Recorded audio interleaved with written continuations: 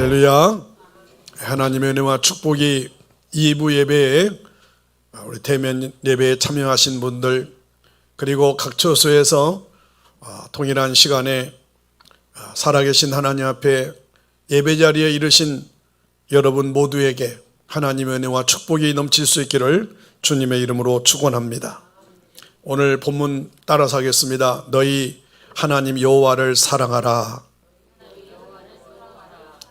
오늘 본문의 제목인데요, 너희 하나님 여호와를 사랑하라는 말씀입니다. 오늘 이 말씀은 제가 붙여서 만들어서 제목으로 삼은 것이 아니고 오늘 본문에 그대로 그 자체로 여러분 옮겨 놓은 것뿐입니다. 그런데 우리가 이 제목을 소중히 여겨야 될 것은 제가 오늘 설교해야 될 전체를 한마디로 한 줄로 여러분들에게 말씀드린 것인데, 이 말씀은 부모가 자녀에게 적어도 신앙이 있다면 이 말을 해야 될 것입니다.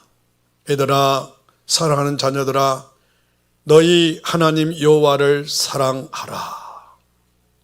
이번 이제 조금 있으면 추석이 다가오는데, 추석에 혹시라도 정부의 방침이 아마 백신 2차까지 완료하신 어르신들은 찾아뵐 수 있다고 하면, 그런 어르신들 또한 자녀들에게 어쩌면 마지막 유언일 수도 있습니다. 오늘 이 본문의 내용은 여호수아의 유언장입니다. 그런 맥락에서 오늘 저는 이 자리에서 여러분 앞에서 서슴없이 망설임 없이 주저하지 않고 유언처럼 하나님의 말씀을 대언하는 목사로서 가감하지 않고 더할 필요도 없이 너희 하나님 여호와를 사랑하기를 주의 이름으로 축원합니다. 여러분, 8월 달은 이제 내일과 모레면 지나가지요. 그러나 우리가 잊지 말아야 될 한 가지는 8월 달 주제라는 것입니다. 이렇게 살아왔는지, 이렇게 행해왔는지, 성령 충만함으로 행하는 선열 공동체라고 하는 이 주제로 하나님의 은혜로 한 달 동안 살아냈지요. 우리는 한 달 동안 하나님이 주신 시간과 공간 속에서 여러분 이 행하라는 부분들 다시 한번 새기기를 원합니다. 기도하는 일을 행했습니까? 순종하는 것을 행했습니까? 11조 드리는 것을 행했습니까? 헌신하는 것을 행했습니까? 예배 드리는 것을 행하였는지 점검하시고, 이틀 남은 기간 동안 혹시라도 놓친 것, 못한 것 있다면, 아직까지도 망설이고 아직까지도 내 생각과 하나님의 말씀과 여러분 타협하려고 하는 부분이 있다면 내 생각을 접으시고 남은 이틀 동안 행하는 일에 여러분 집중하실 때에 하나님께서 여러분의 앞길에 막힌 것이 뚫릴 것이고, 여러분이 지금까지 고민해오던 끙끙거리던 문제들이 여러분 밤중에라도 낮에라도 남은 이틀 동안 하나님께서 여러분들이 결심하는 동안, 결단하는 순간, 여러분의 생각을 내려놓고 하나님의 말씀에 순종하려고 하는 그 선한 마음을 갖는 동안 하나님이 반드시 기적처럼 일으켜 주실 줄로 믿습니다. 우리 안에 우리 인생 가운데 여러분 요단강은 갈라질 줄로 믿습니다. 여리고성은 무너지게 될 줄로 믿으시기를 바랍니다. 어느 때요 내가 하나님의 말씀을 수용하고 하나님의 말씀대로 살려고 결심할 때에 하나님은 그런 기적을 밤중에일지 새벽에일지 아침에일지 낮일지 저녁일지 여러분 아니면 내가 깜빡 잊어버리고 있을 중에라도 하나님은 우리에게 신실하셔서 이루시고 행하실 줄로 믿으시기를 주의 이름으로 축원합니다. 우리는 지금 여호수아서를 통해서 매일 새벽 예배와 함께 많은 은혜를 받았지요. 여러분 또 중요한 메시지의 특별한 시간들이었다고 저는 생각합니다. 여러분 이제 여호수아서가 내일 모레면 마무리되어지지요. 어느 때에 어느 순간에 이런 분위기 속에서 그런 말씀을 또 묵상하며 들을 수 있을지 참 상상을 해봅니다. 그러나 저는 저 나름대로 그 어느 때보다도 개인적으로 소중한 시간들이었다고 생각이 되어집니다. 나름대로 결심도 그 어느 때봐도 했고요. 또 여러분 다짐도 해봤습니다. 특별히 갈렙처럼 되겠다고 여러분 제 마음속에 확실히 여러분 나이 이렇게 먹어서까지 다시 한번 되새기며 새길 수 있다는 것 너무나도 감사하고, 여호수아서를 이런 상황 속에서 있게 하신 하나님 앞에 너무나도 감사하지 않을 수가 없지요. 큰 수확이면 수확, 열매면 열매, 이제 저를 통해서 또 그렇게 이루실 것을 생각하니 너무 감사할 뿐이죠. 이스라엘 백성이 오늘 본문의 내용을 보면 이제 가나안 땅에 들어온 지 25해가 된 이후라고 말하고 있습니다. 지금 가나안의 거의 모든 땅이 이스라엘 지배 아래 이제 다 놓여 있습니다. 얼마나 행복한 순간입니까? 여러분, 빼앗겼던 땅을 다시 다 전쟁을 통해서 되돌려 받아서 거의 다 이스라엘 백성들이 분배를 받았어요. 얼마나 큰 역사, 큰 기적, 큰 은혜입니까? 여러분, 이렇게 되기까지 이 민족을 지도하고 있었던 여호수아는 어느새 오늘 본문 1절 2절에 보면 두 번이나 거듭 강조한 내용, 나는 이제 늙었다, 나는 이제 늙었다 라고 하는 말입니다. 나이만한 늙었도다, 백성들 앞에서 지금 이야기하는 겁니다. 여러분, 이 부분을 우리는 주목해야 될 것입니다. 여러분, 패기왕성할 때 말한 것과 이제 그럴 때 말하던 사람이 어느덧 나이 먹어 늙어서 이제 여러분 죽음을 앞두고 있는 이 여호수아의 모습을 여러분 한번 떠올려 보십시오. 여러분, 옛날보다 말하는 톤도 그리고 서 있는 것 자체도 힘들었을 터인데, 여호수아는 여러분 나이 먹어 임종을 앞두고 있는 중에도 자기 자신을 관리하고 자기 자신에 대해서 여러분 어떻게 해야 될까 걱정하기보다도 지도자로서 끝까지 지금 3절부터 여러분 우리가 읽은 이 말씀을 내용을 보면 그 당시에 지도자들을 다 여러분 세워놓고 모이게 해서 오라고 해놓고 여호수아는 일종의 유언장을 좀 읽고 있는 것입니다. 그것이 오늘 1절로 2절이죠. 여러분, 이 자리에는 생사고락을 같이 해왔고 하나님을 의지하며 함께 가나안 정복에 참여했던 사랑하는 자기 백성들에게 간절한 마음으로 메시지를 전하고 있는 것입니다. 이날 이 말씀을 듣는 사람들 가운데는 여러분 평생 동안 충성스러운 동역자로 여러분 이름 없이 빛 없이 여호수아는 지도자로 백성들 앞에 크고 작게 등장한 인물이지만 여러분 조력자로 격려자로 말없이 후원자로 드러나지 않으면서도 늘 함께 왔던 갈렙이 이 유언을 듣고 있었을 것이고 대제사장 기스하스도 있었을 것입니다. 전쟁터에서 피와 눈물과 땀과 여러분 땀을 흘렸던 동지들도 있습니다. 생사고락을 같이 했던 전우들도 있었지요. 노병들이 여호수아의 마지막 메시지에 귀를 기울이고 있었을 것입니다. 그런가 하면 새로운 세대를 형성하던 그런 젊은이들도 그 자리에 있었을 것입니다. 오늘 본문에서 가장 많이 반복되는 단어 중에 오늘 제목입니다. 너희 하나님 여호와라고 하는 구절입니다. 오늘 본문 읽었던 3절에 보면 너희 하나님 여호와께서 너희를 위하여 모든 나라에 행하신 일을 너희가 다 보았거니와, 지금 각지 바벨로 땅 나눠진 것까지 보았습니다. 자기들 눈앞에 지금 목격했습니다. 너희 하나님 여호와 그는 너희를 위하여 싸우신 이시니라. 아멘입니까? 오늘 본문 5절을 보시면 너희 하나님 여호와 그가 너희 앞에서 그들을 쫓아내사, 지금은 쫓아낸 상태입니다. 그래서 땅을 차지한 상황입니다. 너희 목전에서 떠나게 하시리니 너희 하나님 여호와께서 너희에게 말씀하신 대로 너희가 땅을 차지할 것이라. 할렐루야. 여러분, 땅을 차지할 것이라. 너무 중요한 말씀입니다. 8절에 보면 너희 하나님 오직 너희 하나님 여호와를 친근히 하기를 오늘날까지 행한 것이 하라. 지금 5절까지는 이렇게 차지하게 해주신 하나님, 인도해 주신 하나님, 친히 싸워주신 하나님 앞에 이제 너희들이 해야 될 일이 있다. 그것은 여호와를, 그런 하나님을 더 친근히 여겨라. 오직 그 하나님을 더 가까이 해라. 지금처럼 앞으로도 더 하나님을 사랑하라. 여러분 10절에는 너희 중 한 사람이 1000명을 쫓으리니 우리 선일교회 성도들은 일당백으로 여러분 지금까지 교회를 섬겨왔으니, 선교를 감당했으니, 할렐루야. 저는 이런 용어를 굉장히 좋아해요. 여러분, 우리 선일교회는 여러분 숫자는 작지만 그러나 하나님의 일은 작게 하지 않았습니다.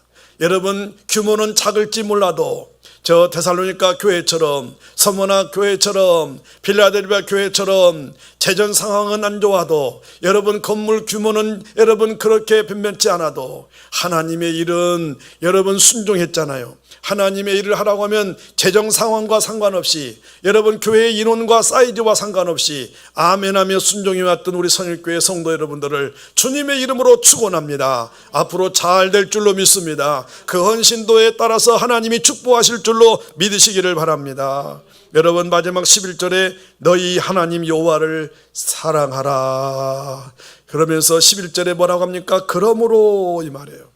그러므로 스스로 조심하여를 쏙 빼고 너희 하나님 여호와를 사랑하라 했으면 좋았을 텐데 왜 스스로 조심하라고 할까요?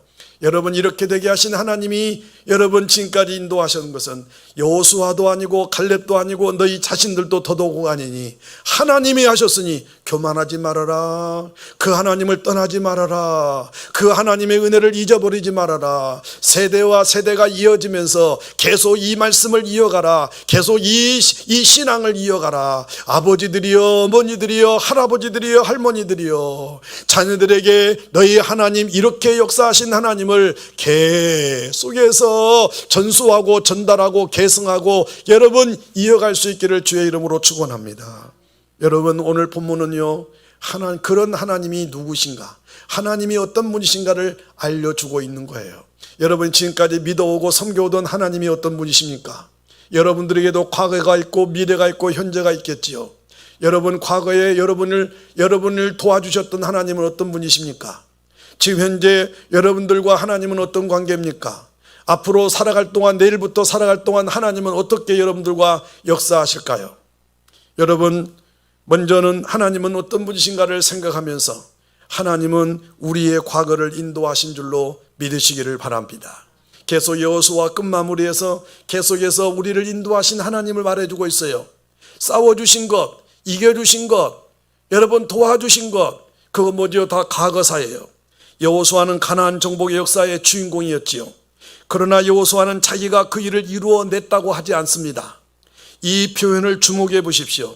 3절에 보시면 너희의 하나님 여호와께서, 이 말이에요, 너희를 위하여 이 모든 나라에 행하신 일을 다 너희가 보았거니와 너희의 하나님 여호와 그는 너희를 위하여 싸우신 이시나.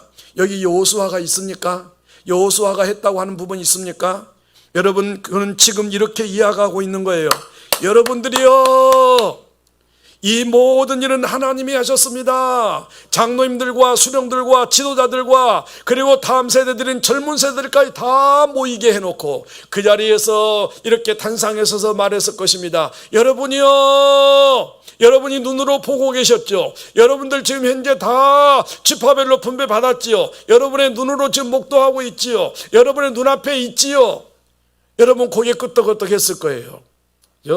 여러분, 이 모든 일은 내가 한 것이 아닙니다. 하나님이 하신 일입니다. 오늘 우리의 역사적인 이 기점에 도달할 수 있었던 것은 모두 하나님이 우리를 위하여 싸워주셨기 때문입니다. 지금 여호수아가 계속 말하는 거예요. 하나님이 우리의 길을 인도하셨고, 하나님이 우리의 삶을 다스렸고, 하나님이 우리의 발걸음을 지배하셨고, 하나님이 우리를 여기까지 오게 하신 것입니다. 여러분, 이렇게 지금 여호수아는 말하면서 이스라엘 정복사에 있어서 지금까지의 모든 싸움은 하나님이 직접 싸워주셨다는 사실을 지금 선포하고 있는 거예요. 그는 과거의 발자취 속에서 하나님이 하셨다는 사실을 긍정하고 있는 거예요. 하나님이 사셨다는 사실을 인정하고 있는 거예요. 반대로 말하면 굳이 여러분들은 내가 한 것처럼 보입니까? 여러분 여기에 갈렙이 한 것처럼 보입니까? 여러분이 한 것처럼 보입니까? 아닙니다. 나중에 말씀드리겠지만 여호수아가 한 것이 아닙니다. 이 모든 일은 하나님이 하셨습니다. 여러분, 의도적으로 의도성을 두고 인정하기를 원하고 있어요. 표면적으로 드러난 역사의 무대 위에서 바라볼 수 있는 영웅은 여호수아일 것입니다. 여호수아가 그 백성을 인도했지요. 그가 싸움을 싸우고 있으며 그 백성들의 행렬을 인도하였고 그 백성들을 향해서 명령을 내리고 있었던 사람이 여호수아 맞습니다. 그러나 그의 마지막 메시지는 이렇게 말하지요. 나는 다만 종노릇하였을 뿐이며 하나님이 이 삶 속에 역사하신 주인공이십니다 라고 말하고 있는 거예요. 여러분, 하나님은 또한 우리의 미래를 인도하실 것이라고 말하고 있어요. 과거를 이렇게 인도하신 하나님은 우리의 미래를 인도하실 것이라고 말하고 있는 거예요. 여러분, 우리 인생에도 과거가 있지요. 그러나 여러분, 오늘부터 이제 과거로, 여러분 미래로 가는 겁니다. 오늘 본문 5절에 이렇게 말하죠. 너희 하나님 여호와 그가 너희 앞에서 그들을 쫓아내사 너희 목전에서 그들을 떠나게 하시리니, 미래입니다. 여러분, 너희 하나님 여호와께서 너희에게 말씀하신 대로 이미도 말했어요. 과거에 이미도 약속하신 하나님이 그대로 너희가 그 땅을 앞으로 미래에 차지할 것이라. 할렐루야. 여러분, 우리 선일교회 성도 여러분들, 여러분 어깨를 피세요. 미래를 하나님이 보장해 주신답니다. 땅을 차지할 것이라고 합니다. 우리 선일교회 성도 여러분, 미안하지만 여러분 투기는 아니지만 여러분 땅에 대한 여러분 소망을 품으세요. 여러분, 이 땅을 차지할 것이라는 부분 속에 좀 적용해 볼까요? 여러분들이 교회에 나오면서 여러분들로 인한 여러분의 가족들, 일가 친척들이 지금 영적인 영역을 넓혀가고 있습니까? 여러분들로 인하여 예수를 믿는 사람들이 많아지고 있습니까? 아직도 10년, 20년 되어도 여러분 혼자만 교회에 나왔다면 분명히 이것은 축복이 아닐 것입니다. 하나님이 우리에게 여러분 씨앗을 심었습니다. 30배, 60배, 100배로 열매를 맺는 것이 정상적입니다. 그런데 아직도 씨앗 그대로 남아있다면 문제인 것입니다.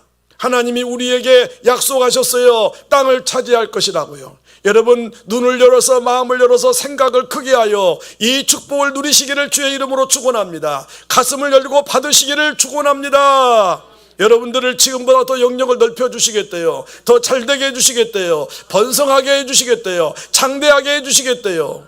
여러분, 마음의 입을 열고 긍정적으로 받아들이시면 그것이 여러분의 복이 될 줄로 믿습니다. 여러분들의 앞으로의 미래의 축복의 땅이 될 줄로 믿으시기를 바랍니다. 여러분, 아직도 정복하지 못한 부분이 있어요. 이것은 하나님 앞에 이스라엘 백성들이 온전히 순종하지 못한 부분들이죠. 아직도 이스라엘 적들이 팔레스타인 땅 구석구석에 잔존하고 있었어요. 그들에게는 아직도 행군해야 될 땅이 5마일이나 남아 있어요. 그러나 여호수아는 그들의 미래에 대해서 이렇게 말하죠. 너희 하나님 여호와 그가 너희 앞에서 그들을 쫓으실 것이다. 너희 목전에서 너희 하나님 여호와가 그들을 떠나게 하실 것이다. 너희 하나님 여호와께서 너희에게 말씀하신 대로 너희가 그 땅을 차지할 것이라. 여러분, 미래를 우리에게 열어주고 있습니다. 걱정하지 마십시오. 염려하지 마십시오. 지금까지 인도하신 하나님은 앞으로도 열어주시고 앞으로도 인도해 주시고 앞으로도 지켜주시고 앞으로도 여러분의 인생길을 시온의 대로로 활짝 열어주실 줄로 여러분 믿으시기를 주의 이름으로 축원합니다. 여러분, 다시 말하면 여호수아는 하나님이 그들을 과거에 인도해 주셨듯이 미래에도 인도해 주실 것이라고 말하고 있는 거예요. 하나님은 과거에 우리를 인도하셨듯이 미래에도 우리를 인도하실 줄로 믿으시기를 주의 이름으로 축원합니다. 우리 선일교회도 과거에도 인도하신 하나님이 앞으로도 인도하여 주실 줄로 믿습니다. 어떻게 해요? 지금보다 더 평안하게, 앞으로도 더 풍성하게. 할렐루야. 여러분의 인생도 마찬가지입니다. 과거에 인도하신 하나님이 여러분 분명히 내일도 모레도 앞으로도 인도하실 줄로 믿으시기를 주의 이름으로 축원합니다. 하나님 우리에게 마지막 승리를 허락하신다는 거예요. 하나님이 적들을 쫓아내신다는 거예요. 지금까지 우리를 도우신 하나님이 우리의 여정을 끝까지 도우실 줄로 믿으시기를 주님의 이름으로 축원합니다. 하나님이 우리의 미래를 쥐고 계세요. 여러분, 우리의 길을 예비하고 계세요. 그러므로 하나님을 바라보십시오. 하나님을 더욱더 신뢰하십시오. 하나님만이 우리의 미래의 주인 되심을 믿으시기를 주님의 이름으로 축원합니다. 뿐만 아니라 하나님은 현재 우리를 인도하고 계십니다. 이거 알고 계시나요? 이거 직감하고 계시나요? 우리 선일교회를 지금 하나님이 인도하고 계시지. 우리 가정을 하나님이 만져주고 계시지. 우리 남편을 하나님이 만져주고 계시지. 우리 자녀를 지금 인도하고 계시지. 여러분, 하나님은 우리의 현재를 인도하신다는 사실을 인정하시고 믿으시기를 주의 이름으로 축원합니다. 오늘 본문 10절을 다 같이 한번 읽어볼까요? 10절에 이렇게 말씀하셨죠. 시작. 너희 중 한 사람이 1000명을 쫓으려니 이는 너희의 하나님 여호와 그가 너희에게 말씀하신 것 같이 너희를 위하여 싸우심이라. 할렐루야. 이미도 약속하셨어요. 이미도 그렇게 해주시겠다고 하셨어요. 다시 한번 확인시켜 주는 거예요. 우리는 잊어버렸죠. 우리는 딴 데 마음을 두고 있죠. 엉뚱한 데 마음을 두고 있죠. 여러분 말씀에 집중하세요. 하나님이 우리를 과거에 약속하신 대로 지금 하나님은 지금 일하고 계시는 줄로 믿으시기를 바랍니다. 주님이 일하고 계세요. 여러분 하나님은 우리의 과거를 인도하셨습니다. 우리의 복된 미래를 준비하고 계시는 줄로 믿으시기를 바랍니다. 또한 하나님은 현재의 주인 되세요. 그분은 지금도 우리를 위해서 싸우고 계십니다. 지금도 우리의 삶 속에 활동하고 계십니다. 지금도 우리의 삶을 만들어가고 계시는 줄로 믿으시기를 주의 이름으로 축원합니다. 하나님은 지금 우리의 삶 속에 들어오셔서 역사하시며 지금 우리를 통치하시고 우리를 다스리고 계심을 믿으시기를 바랍니다. 하나님은 오늘의 주인이 되시기 때문입니다. 하나님이 이스라엘 백성들의 과거와 미래 그리고 현재를 인도하셨듯이 바로 저와 여러분의 우리의 과거를 인도하십니다. 우리의 미래를 인도하실 것입니다. 현재도 인도하고 계심을 믿으시기를 주님의 이름으로 축원합니다. 그렇다면 이렇게 역사하신 하나님 앞에, 이렇게 일하신 하나님 앞에, 여기까지 우리를 인도하신 하나님 앞에, 여기까지 우리를 등에 업혀 여기까지 오게 하신 그 하나님 앞에 우리는 어떻게 해야 될까요? 우리는 어떻게 행동해야 될까요? 우리는 어떻게 반응해야 될까요? 우리는 어떻게 섬겨야 될까요? 그 하나님을 위해서 어떻게 헌신해야 될까요? 여러분, 그리스도인의 삶은 도대체 어떤 것일까요? 하나님의 백성으로서 삶을 산다는 것이 하나님을 알지 못하는 사람들의 삶을 사는 방식과 어떻게 구별될까요?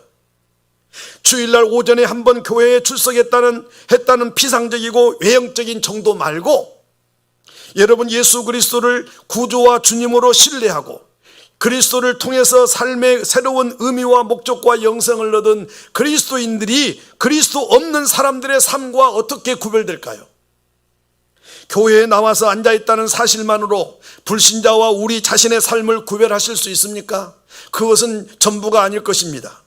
하나님의 백성들의 삶과 하나님의 백성이 아닌 사람들의 삶을 구별하는 가장 중요한 기준은 무엇일까요?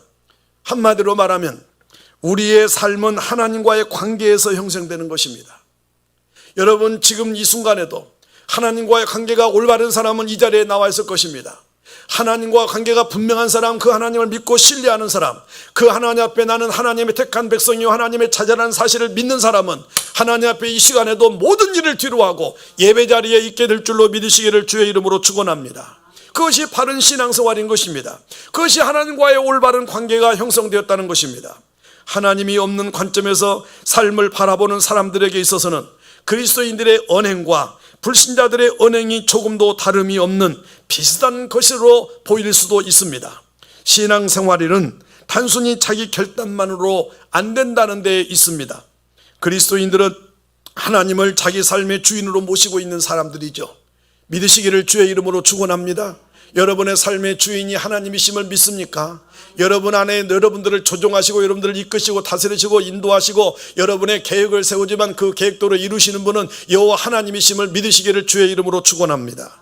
만약에 하나님과의 관계에서 하나님의 도우심과 하나님의 다스리심과 하나님의 인도하심을 통해서 우리의 삶을 형성해 가고 있다는 사실을 잊어버린다면 그리스도인의 삶은 불신자의 삶과 조금도 다를 것이 없을 것입니다.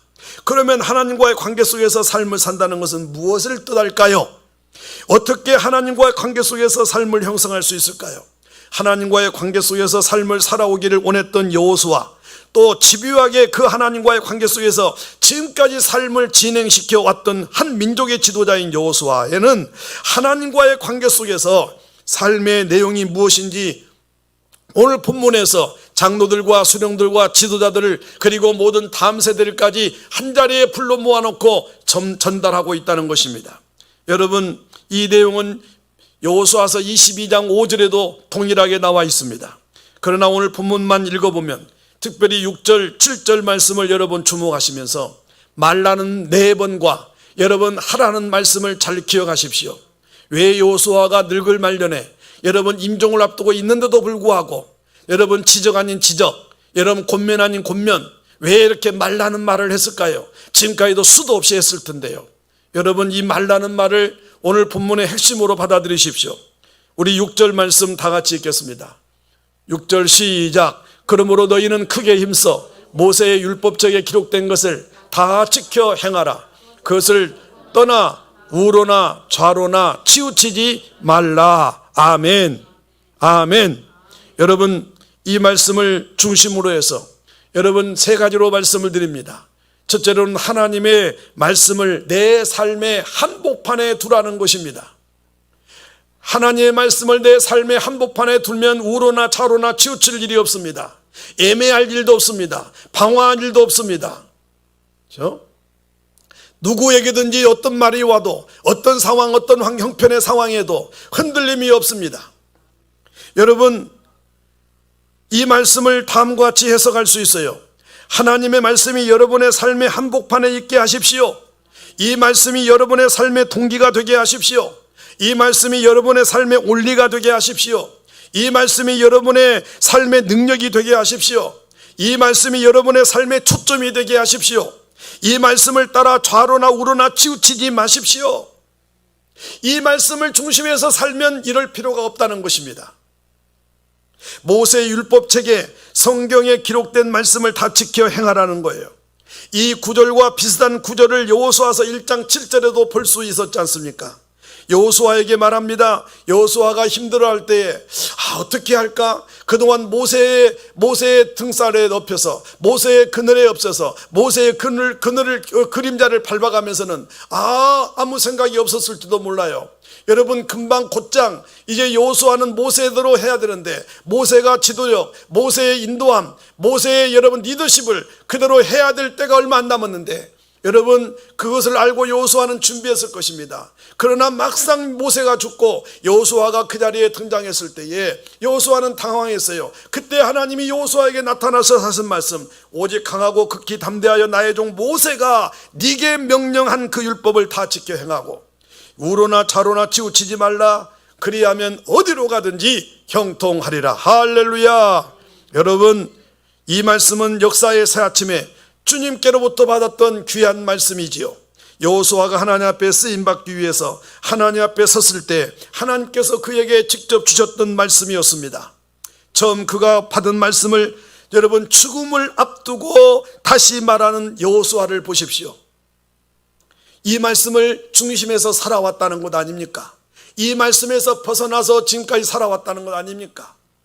여러분 그리고 그 말씀을 자기가 산 말씀을 여러분 죽음을 앞두고 있는 이 상황에서도 지금 백성들 앞에서 이 말씀을 전하고 있다는 것입니다. 여러분 당신이 눈을 감을 때 당신의 후손들에게 남길 유언은 무엇일까요? 우리는 사람들의 유언을 통해서 일생 동안을 그를 지배한 사상은 무엇이며 우리의 주된 관심사였을지 관심사는 무엇입니까? 여호수아는 하나님께로부터 처음 받은 말씀입니다. 그 말씀대로 살았던 그가 이제 나이 먹은 늙었을 즈음에도 그 말씀을 또 전하는 것은 잔소리처럼 들리면 안 됩니다. 지적하는 소리처럼 들리면 안 됩니다. 책망하는 소리처럼 들리면 안 됩니다. 여러분 백성들이 아직도 여호수아가 볼 때에 이 말씀대로 살지 않았을 것이고 이 말씀대로 따라가지 않았을 것이고 그래서 자기는 죽어 하나님 앞에 가지만 걱정이 되었을 것입니다. 여러분 땅을 차지했지만 여러분 아직도 유혹에 빠질 확률이 많고 아직도 여러분 그들은 게으름과 우상으로 찌들 수밖에 없는 상황임을 직감하고 여호수아는 지금 또 이 말을 하는 것입니다. 여러분 여호수아는 하나님께로도 처음 받은 말씀, 강하고 담대하고 극히 담대하라. 나의 종 모세가 내게 명한 율법을 다 지켜 행하라. 이것은 여호수아만 지키는 것이 아닙니다. 백성들에도 지키도록 가르치라는 말이에요. 백성들에도 지키도록 그렇게 권면하라는 거예요. 네가 목숨을 끝날 때까지, 나이 먹은 늙어 죽을 때까지, 임종 직전에까지 너는 이 말씀을 가르치도록 해라. 이 말씀을 지키도록 백성들에게 전달하라는 이 사명이 여호수아에게 있기 때문입니다. 여러분 일생 동안 붙들고 있었기 때문에 그의 마지막 순간에도 너희는 크게 힘써 모세의 율법책에 기록한 것을 다 지켜 행하라. 그것을 떠나 좌로나 우로나 치우치지 말라고 후손들에게 전해야 될 사명이 있었던 것입니다. 그 자리에는 장로들도 있었고 수령들도 있었고 지도자들도 있는 자리에서 말입니다. 왜냐하면 좌로나 우로나 치우치지 않아야 될 이유는 대상은 그들부터 시작이기 때문입니다. 여러분, 가정에도 아버지가 중심을 잡고 있는 가정은 안정됩니다. 교회도 장로님들이 딱 하나님 중심, 성경 중심, 교회 중심으로 여러분 중심을 두고 있으면 그 교회는 흔들림이 없는 것입니다. 기관과 셀은, 회장과 여러분 셀장이 딱 교회 중심으로 서 있으면 흔들림이 없는 것입니다. 여러분, 성경 말씀에 얼마나 비중을 두는가가 우리 신앙의 여러분 측정 가늠대일 것입니다. 저 또한 목회하면서 성도들에게 이 점에 중심을 두고 목회해왔지만 아직도 여러분 이렇게 은퇴를 앞두고 있는 상황 속에서 우리 성도들에게 어쩌면 이 말씀이 여러분처럼, 여러분에게 유언장처럼 전하고 있다고 저는 이 말씀을 전하는 이 순간에도 그런 마음이 자리 잡고 있다는 사실입니다.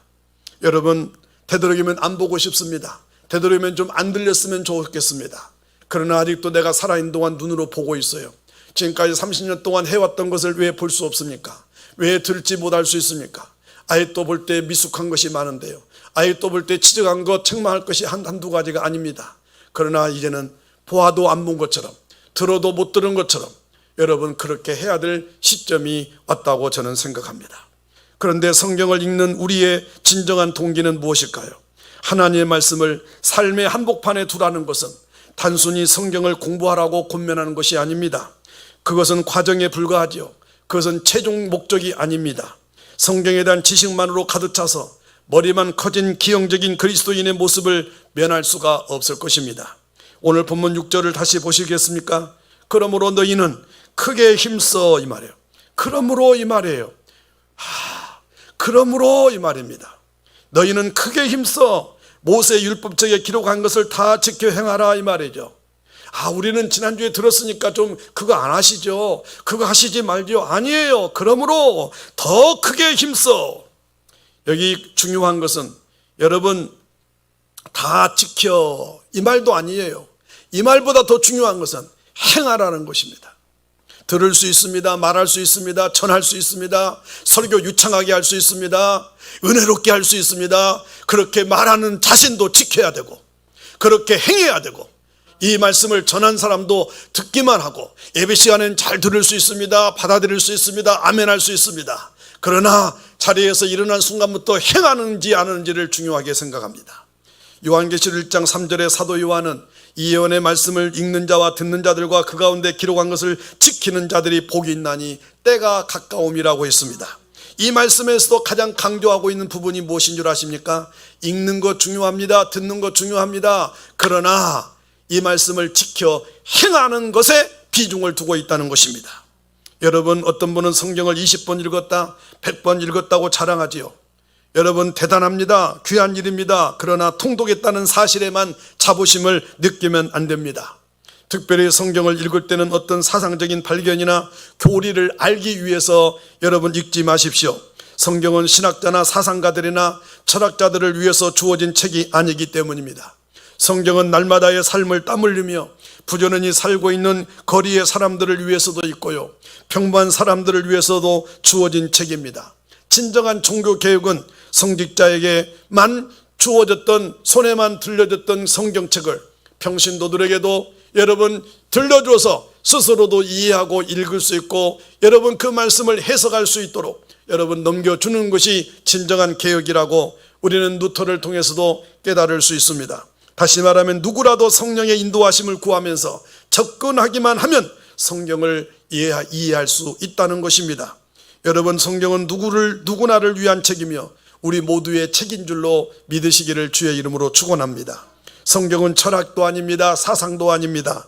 성경은 삶의 양식인 줄로 믿으시기를 주의 이름으로 축원합니다. 그러므로 삶의 양식인 이 말씀을 여러분 취하로 묵상하며 그 말씀대로 사는 자에게 하나님께서는 여러분의 인생의 삶을 여러분 풍성하게 할 것이며 여러분 기름지게 하실 줄로 믿으시기를 주의 이름으로 축원합니다. 그렇다면 이 사실을 믿는다면 왜 그 성경책을 읽지 않습니까? 왜 그 삶의 양식인 생명의 양식을 날마다 주야로 묵상하지 않는가요? 이 말씀을 붙들고 평생을 씨름했던 여호수아가 그의 생애의 마지막 순간에 던지는 이 위대한 메시지를 여러분 보십시오. 그러면서 하는 말이 이렇게 말합니다. 여러분들도 모세를 통하여 여러분에게 전달된 이 하나님의 율법, 이 하나님의 말씀을 떠나 좌로나 우로나 치우치지 마십시오. 죽음을 앞두고 늙은 이 상황에서도 백성들에게 이 말씀을 전하고 있다는 것입니다. 저도 지금 나름대로 이 사명을 다하려고 마지막까지 여러분 이 말씀을 전하고 있는 것입니다. 여러분, 두 번째로는 하나님을 가까이 하십시오. 오늘 이 8절부터는 지금까지 인도하신 하나님, 과거, 현재, 미래를 인도하신 하나님, 싸워주신 하나님, 지켜주신 하나님, 이기게 하신 하나님, 땅까지 여러분 다 차지하게 하신 하나님 앞에 이제 우리가 할 일이 무엇이냐? 하나님을 가까이 하라는 거예요. 8절 말씀 다 같이 읽겠습니다. 8절 말씀 시작. 오직 너희의 하나님 여호와께 가까이 하기를 오늘까지 행한 것 같이 하라. 아멘. 여기 가까이 하라는 말은 친근히 하다. 여러분, 이 말이에요. 친근하다. 히브리어에서는 아주 깊이 짜여진 관계를 뜻하고 있습니다. 여러분, 그냥 적당한 관계가 아니라 밀도 있는, 심도 있는, 깊이 있는 관계를 말하는 것입니다. 여러분들은 하나님과의 관계가 얼마나 깊은가요? 여러분, 하나님을 그렇게 가까이 하라는 것입니다. 우리가 누구를 가까이 하느냐가 우리의 삶의 방식을 결정하지요. 여러분들은 주로 매주마다 매일마다 누구를 주로 가까이 하고 있나요? 누구를 만나서 시간을 보내고 있나요? 하나님을 가까이 하는 사람들과 가까이 하면 하나님을 가까이 하게 될 줄로 믿습니다. 기도 열심히 하는 사람들과 가까이 하면 기도하는데 전념될 줄로 믿습니다. 하나님을 가까이 하고 하나님 앞에 예배 열심히 예배를 우선순위에 두는 사람과 가까이 하면요, 나도 모르는 사이에 예배가 우선이 될 줄로 믿습니다. 여러분은 어떤 종류의 사람들입니까? 대부분의 시간을 어떤 유형의 사람들과 보내고 계신가요? 삶을 긍정하고 하나님을 사랑하고 성경 말씀 속에서 삶의 의미를 발견하고 주님 이야기를 좋아하고 이야기하기를 좋아하고 주의 사랑을 말하는 사람들과 자리를 함께 하시기를 주님의 이름으로 축원합니다.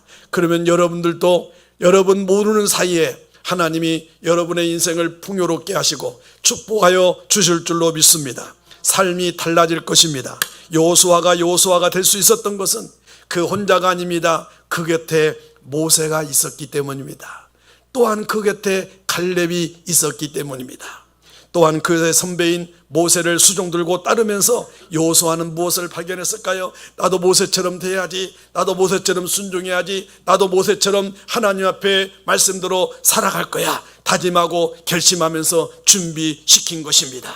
모세의 전체 삶을 통해서 우리에게 가장 감동을 준 부분은 바로 이런 대목입니다. 하나님을 어떻게 가까이 할 수 있습니까? 주의 말씀을 가까이 하십시오.